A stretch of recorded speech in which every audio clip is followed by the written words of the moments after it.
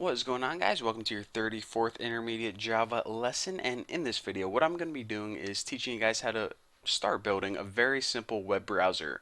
So our web browser program is going to have, all the things that a usual web browser has.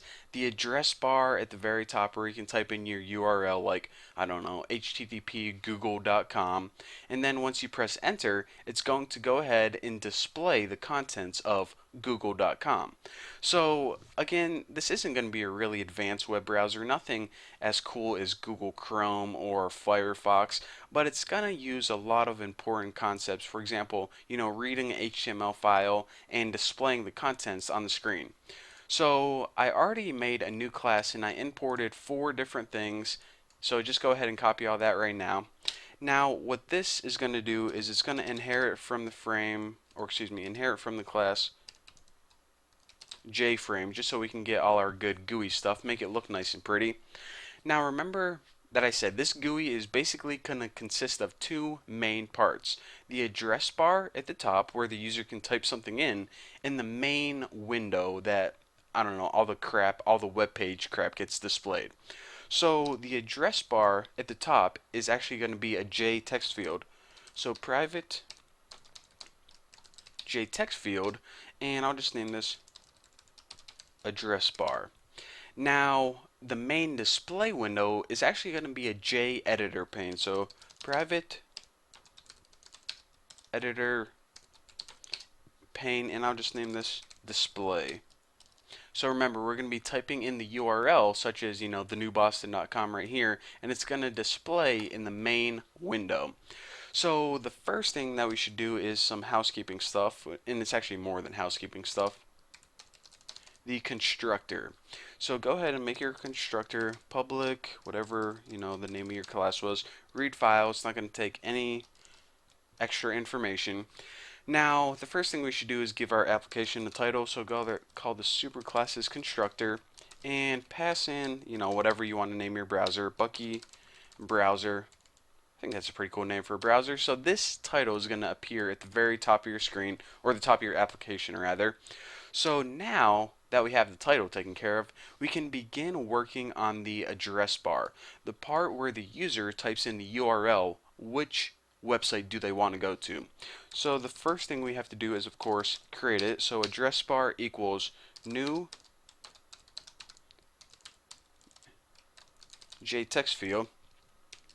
Now, whenever you create a new text field, go ahead and, as the parameter for this, type in some default text, such as enter a URL host, and I'm going to do that. So basically, the default text whenever the user first opens this application is enter a URL host. Now obviously they're going to have to enter a proper URL if they want this application to work, but for now we'll just give them a little prompt on the screen.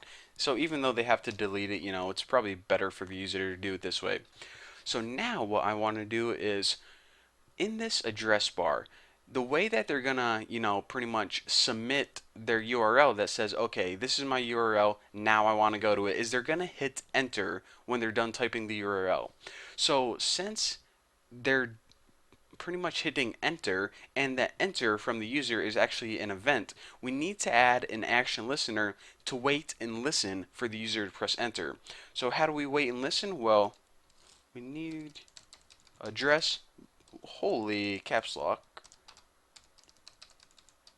address bar, add action listener, just like that. So now let me go ahead and get my spacing all taken care of. Alright, add action listener. Now inside this we need an anonymous inner class, new action listener. Now the method that gets called whenever the user presses enter is action performed. So public void action performed. Hopefully I spelled that right. Alright, looks pretty good. Action listener. Alright, so I don't know, I'm getting a bunch of weird error messages, but I think it's just because I didn't finish coding this method yet.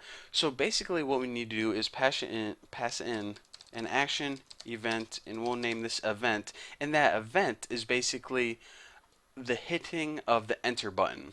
So again, like I said, whenever they hit enter on their keyboard, this method is going to be called, so therefore we probably should put some instruction in here. So what do we want to happen whenever they hit enter on their keyboard? Well, they're only going to hit enter after they entered a URL. So basically what this program is going to do is it's going to get the URL and say, okay, then I want to go to this web page, read the file, the HTML file, and display it in the main window. So that's kind of a whole separate thing. So what I decided to do is I decided to make a separate method for that called load crap. Now the load crap method obviously isn't one that's already built into Java. We're going to have to make this ourselves. But what this method is going to do is it's going to go read an HTML file, for example, the HTML file from thenewboston.org, and read it and then display it on the screen. So again, we're going to be coding that in the upcoming tutorials. But before we do that, what we need to do is we actually need to pass it in the URL as a string. So they already typed in the URL in this address bar. So how do we get the URL from that address bar? Well, let me just go ahead and type it, then I'll show you guys. Get, because this method is one of the ones that are not named very good in Java. So get action command, if I hover over it, maybe you'll see, okay, it says return the command string associated with this action. And I put my semicolon in the wrong place. So what this means is, remember, whenever you hit enter, an event is generated, and this get action command, which is not properly named, is basically going to take the string that's inside the address bar, and it's going to go ahead and pass it into this load crap method. So this get action command should more properly be named get string from JText field, but that's basically what it does. Whatever URL that you typed in is going to treat it as a string and pass it into this load crap method, which eventually what we're going to be doing is building this method to pretty much go to a file and display it on the screen. So simple enough. So well, that's pretty much it for this tutorial. In the next tutorial, what we're going to be doing is working on the display, and then we're going to be working on the load crap method. So once everything ties together, you guys are going to be able to see what's going on. But for now, just stick with me, and I'll promise you guys, like I usually do, everything will make sense soon. So anyways, thank you guys for watching. Don't forget to subscribe, and I'll see you guys in the next video.